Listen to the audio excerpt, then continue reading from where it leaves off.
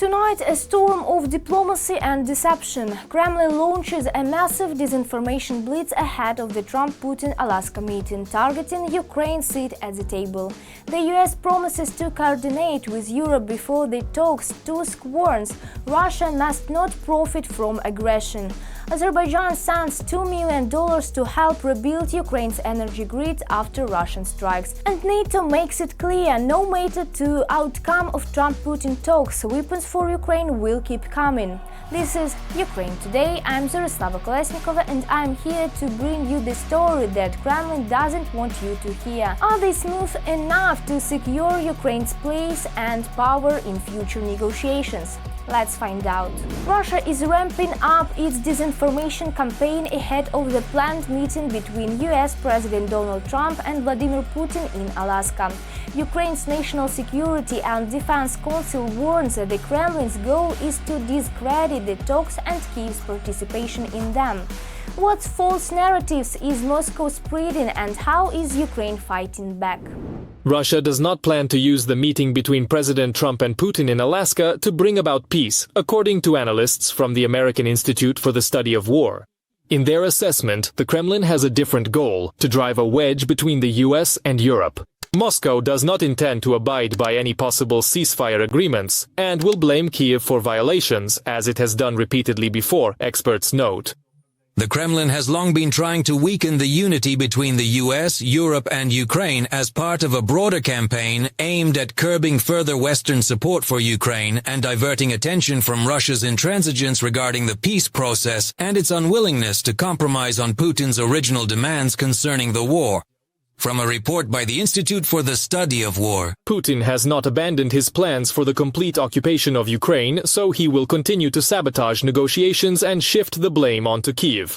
Ukraine's partners understand this, which is why Washington continues direct dialogue with Brussels and Kyiv. As analysts note, the White House has not overlooked the fact that Ukraine and Europe have consistently demonstrated their willingness to engage in good faith negotiations and to conclude genuine ceasefire agreements, while Moscow has rejected these initiatives, demanding further concessions from Kyiv and the West. Experts point out that the Kremlin's tactics are nothing new. The main issue is to separate Washington from the European Union. Also to talk about their indecisiveness, about weakness, and then maybe to bring up some kind of, leftist agenda and so on, supposedly. We know all these tricks, all the Kremlin's tactics, we understand them. I think that when we see this, there's no need to despair, panic, or anything like that. We just need to work very purposefully with our colleagues in Washington. The US, the European Union and Ukraine demonstrated a united front ahead of the talks between President Trump and Putin. Meanwhile, Moscow started to backtrack. The Kremlin hinted at a possible cancellation of the meeting. The special representative of the Russian dictator for investment and economic cooperation with foreign countries, Dmitriev, stated that certain countries, allegedly interested in prolonging the war, will try to disrupt the negotiations. He did not specify which countries he meant. Russia is now starting to talk about the possibility that this meeting might be disrupted by some third countries. But we all understand perfectly well that these third countries are actually Russia itself when it becomes extremely disadvantageous for them. If they decide that this meeting is not in their interest right now, they'll just try to buy more time. So, of course, they will inevitably blame someone else entirely, and perhaps the scheduled meeting will ultimately fall through. The Kremlin could very well try to blame Kyiv for allegedly disrupting the negotiations. The Center for Countering Disinformation under the National Security and Defense Council of Ukraine warns Russian propaganda will once again try to influence support for Ukraine in the context of negotiations, prisoner exchanges, and key national dates. There is expected to be an active spread of manipulative narratives about Ukraine allegedly being unwilling to negotiate for peace, blocking and delaying negotiations, putting forward supposedly unrealistic demands, and so on. There will also be an intensified spread of the narrative that Ukraine supposedly lacks agency and that its fate is allegedly being decided by Putin and Trump. In addition, there will be a push for the narrative that Europe is supposedly incapable of addressing security issues without Russia's involvement, since the meeting between Putin and Trump allegedly demonstrates who is really responsible for security in Europe. From a statement on the website of the Center for Countering Disinformation under the National Security and Defense Council of Ukraine, A meeting between Trump and Putin in Alaska is a risk for the dictator, writes Reuters. For the Kremlin, this is a chance to try to win back Trump's favor, but also a danger of receiving an even harsher blow from the United States. The head of the White House has repeatedly expressed dissatisfaction with Putin's position, especially with the fact that Russia continues to terrorize Ukraine's civilian population despite statements about striving for peace. This has already led to agreements to resume deliveries of American weapons to Kyiv and to the first tariffs imposed on key importers of Russian oil. Nikita Skoblikov for Freedom TV channel. The United States has pledged to align its position with European allies before President Donald Trump's high-stakes meeting with Vladimir Putin in Alaska. Polish Prime Minister Donald Tusk said he stressed that for NATO it must be crystal clear Russia cannot be allowed to profit from its war of aggression. What role will Europe play in shaping the agenda, and how united is the transatlantic front ahead of these critical talks? European leaders have called on US President Donald Trump to defend Ukraine's interests. The presidents of France and Finland, the heads of government of Italy, Germany, Poland, the United Kingdom, and the president of the European Commission emphasized that a diplomatic settlement must take place solely on terms that guarantee the protection of the key security interests of Ukraine and Europe. Substantive negotiations are only possible if there is a ceasefire or a reduction in hostilities. The issue of peace in Ukraine cannot be decided without Ukraine's own participation. We remain committed to the principle that international borders must not be changed by force. The current front line should serve as the starting point for negotiations, from the joint statement of European leaders on the European Commission's website. Peace in Ukraine must guarantee the security of both Ukraine and the European Union. That is why reliable security guarantees are so important, as they will enable Kyiv to defend the country's territorial integrity. This is stated in the joint declaration of Denmark, Estonia, Finland, Iceland, Latvia, Lithuania, Norway, and Sweden. Peace is only possible through a combination of decisive diplomacy, unwavering support for Ukraine, and constant pressure on the Russian Federation to stop its unlawful war. We reaffirm the principle that international borders cannot be changed by force. From the joint statement of the Nordic and Baltic states on the website of the Norwegian government. The statements of European leaders were a response to the Kremlin's ultimatums demanding recognition of Ukrainian territories as Russian, both those temporarily occupied by the Russian army and those the aggressor state has failed to capture. Ukrainian President Volodymyr Zelensky made it clear, Ukrainians will not give away their land to the occupiers. Europe is certain, any agreements must be coordinated with Kyiv according to the principle of nothing about Ukraine without Ukraine. For Poland, for our European partners, and I hope for all of NATO, it should be obvious that national borders cannot be changed by force, and therefore Russia's war against Ukraine must not bring any benefits to the aggressor. For us, the issue of Ukraine's territorial integrity and sovereignty is not only a matter of solidarity with our neighbor, but above all a matter of our own security. Trump will test Putin's intentions at the meeting on August 15th, according to the NATO Secretary General. According to Mark Rutte, the US president wants to make sure whether Putin is actually committed to ending the war against Ukraine. And if not, then that will be the end of it. But if the Russian dictator is serious, then the negotiation process will continue. However, Kyiv's partners insist that a trilateral meeting involving the president of Ukraine must be the decisive step. We are actively preparing for a meeting at the European level together with the US government, and we expect that the Ukrainian government and President Zelensky will take part in this meeting. In any case, we cannot agree to territorial issues being discussed between Russia and America without the presence of Ukrainians. I believe that the American leadership shares the same views. Ukraine will continue to receive the necessary weapons and equipment regardless of the outcome of the summit in Alaska.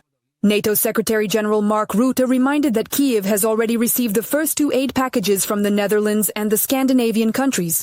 According to him, new packages will be announced in the near future. It is important that the United States is working with its European allies and Ukraine to prepare for the meeting. Friday will be an important step in the full-scale negotiations, and in this process we need Ukraine at the negotiating table. The discussion will concern its territory, security guarantees, but also the absolute necessity to recognize that Ukraine is a sovereign state, independently determining its own geopolitical future, naturally without any limits on the size of its own armed forces, including that NATO should not limit its presence on the eastern flank in countries such as Latvia, Estonia, and Finland. Analysts from the American Institute for the Study of War believe that Moscow agreed to participate in the summit in Alaska not because it seeks to end the war, but in order to sow discord between Ukraine's key partners, the United States of America and the European states. However, Russia has long since lost Washington's trust. Moreover, the United States intends to develop a unified position with Europe ahead of future negotiations. Valeria Nikitichna for Freedom TV channel. Azerbaijani President Ilham Aliyev has signed a decree allocation $2 million to help restore Ukraine's power grid after devastating Russian attacks. Both Kiev and Baku view the strikes on Ukraine's energy infrastructure as a deliberate attempt by Moscow to block vital roads, ensuring Europe's energy independence. How will this aid strengthen Ukraine's resilience, and what message does it send to Russia and the EU? If Russia continues its aggressive policy towards Azerbaijan, Baku is ready to consider lifting the embargo on arms supplies to Kyiv, Caliber reports. According to the publication's sources, Azerbaijani President Ilham Aliyev came to this decision after a phone conversation with Volodymyr Zelensky. The Azerbaijani authorities stated that Russia carried out targeted strikes on the oil depot of an Azerbaijani company and other facilities on Ukrainian territory, as well as on a gas compressor station transporting Azerbaijani gas to Ukraine. Baku and Kyiv will strengthen cooperation to counter the aggressor, President Volodymyr Zelensky said. It is clear that these are targeted attacks, and not only against these facilities but also against our cooperation. It is especially important to me that the President of Azerbaijan assured, and this is also Ukraine's position, that we will continue our cooperation despite any challenges. The equipment that ensures these deliveries was attacked by dozens of strike drones. This is a Russian strike exclusively on civilian infrastructure, deliberately targeting the energy sector and simultaneously aimed against relations with Azerbaijan, the US and partners in Europe, against the normal life of Ukrainians and all Europeans. From a statement by the Ministry of Energy of Ukraine on Telegram. On the night of August 8th, Russia struck an oil depot belonging to an Azerbaijani oil company in the Odesa region, Ukrainian media reported, citing sources in law enforcement agencies. And on August 11th, the president of Azerbaijan signed a decree allocating $2 million for the purchase of electrical equipment to support Ukraine's energy system after Russian attacks. The rapprochement between Kyiv and Baku has triggered a new wave of aggression from Russian propagandists. The Kremlin is in a panic because it is losing influence in the region, explained the Center for Countering Disinformation under the National Security and Defense Council of Ukraine. Moscow can no longer dictate its political or economic will to Azerbaijan. That is why propaganda is trying to compensate for the loss of real levers of influence with threats, distortion of facts, and the escalation of military rhetoric for the domestic Russian audience. From a statement by the Center for Countering Disinformation under the National Security and Defense Council of Ukraine on Telegram. In recent years, relations between Moscow and Baku can hardly be called friendly. They were finally ruined after the crash of an Azerbaijani Airlines plane in Russia in December 2024. The Kremlin never took responsibility for this tragedy. However, even before that, Baku's sympathies were on Kyiv's side, experts note. Baku has been an ally of Ukraine almost the entire time. And even Russian gas was planned to be replaced with Azerbaijani gas, which was transited through Ukraine. Accordingly, Ukraine has very serious relations with Azerbaijan, which have been built over many years. And this is a very friendly country to us, and the people of Azerbaijan are friendly toward us. That's why, of course, Putin feels jealous in all these matters. A serious blow to the Kremlin's ambitions was the peace agreement between Azerbaijan and Armenia, which the leaders of both countries signed at the White House with the mediation of US President Donald Trump. According to analysts, this agreement buried Moscow's claims to the role of the sole arbiter in the South Caucasus. Andrei Dmitrienko, Freedom TV channel. NATO will keep supplying weapons to Ukraine regardless of the outcome of future talks between President Donald Trump and Vladimir Putin. Secretary General Mark Rutte told SBC News, according to Rutte, Kyiv must receive everything it needs and defend itself, and to be in the strongest possible position when the time comes for ceasefire or peace negotiations. This, he stressed, is a firm NATO committed. But what specific military aid is planned, and how does the alliance intend to maintain long-term support for Ukraine aimed shifting global politics? Ukraine has received the first two packages of military aid from the Netherlands and the Scandinavian countries. New deliveries are expected soon, NATO chief Mark Rutte said in an interview with CBS News. He recalled that the resumption of American arms supplies to Ukraine was initiated by the U.S. president. Essentially, as I have already said, President Donald Trump is once again opening the floodgates of lethal military aid to Ukraine. It is being paid for by Europeans and Canada, which in my opinion is logical and fair. This initiative complements the existing support for Ukraine from Europe, particularly investments in Ukraine's defense industrial base, Mark Rutte explained. NATO is coordinating the supply of weapons through the command in Wiesbaden to ensure that Kyiv receives all the necessary resources for conducting military operations. Kyiv's partners are convinced that Ukraine should receive military aid regardless of the outcome of the negotiations in Alaska. In London, we met with the UK Foreign Secretary Lemmy, officials from NATO and European countries, as well as the European Commission, and with US Vice President Gigi Vance, to make sure we are all on the same page. Putin will never be able to divide the allies. Since August, the United States and NATO have launched a new mechanism for providing military aid to Ukraine called the Prioritize Ukraine Requirements List, which is a list of Ukraine's priority needs. It provides for the financing of deliveries of American weapons to Kyiv through partner contributions based on Ukraine's requests, which are approved by the Supreme Allied Commander Europe of NATO forces. As explained by Ukraine's Minister of Defense Denis Shmyhal, new aid packages will now be delivered on a regular basis. The first NATO country to contribute to the new mechanism for supplying American weapons to Kyiv was the Netherlands. They will allocate €500 million for the purchase of American military equipment for Ukraine. The initiative was supported by Sweden, Norway, and Denmark. Latvia has also announced its readiness to join the initiative. On August 11th, Estonia's Minister of Defense Hanno Pevkur discussed bilateral defense cooperation, the development of joint defense projects, and military assistance to Ukraine with the head of Ukraine's defense ministry, Denis Shmyhal. For these purposes, Estonia allocates 0.25% of its GDP annually. At present, we see opportunities for closer bilateral cooperation, primarily in the defense industry. Several Estonian companies operate both in Estonia and in Ukraine, serving as an important bridge between the two countries.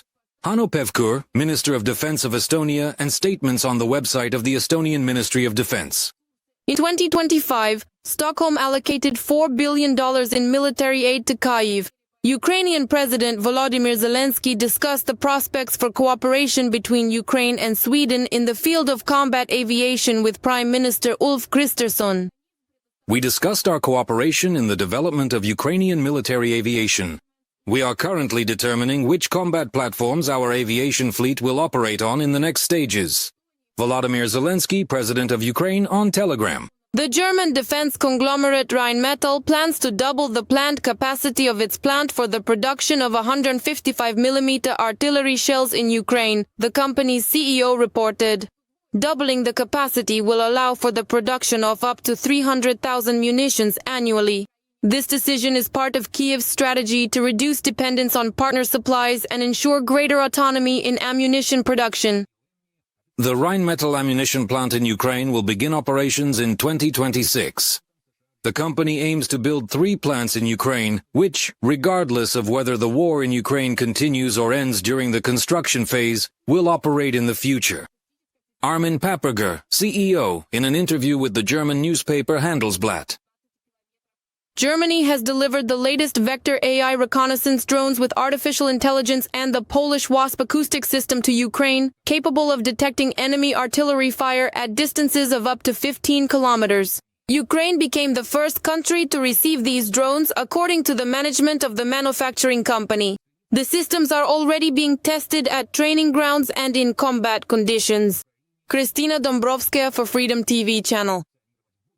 That's all for today on Ukraine Today. Don't forget to like this video, share it with your friends and leave your thoughts in a comment. Your voice matters. If you want to help us keep bringing you the truth from the front lines, consider becoming a channel sponsor or supporting us through the links in the description. Stay strong, stay informed and stay with Ukraine.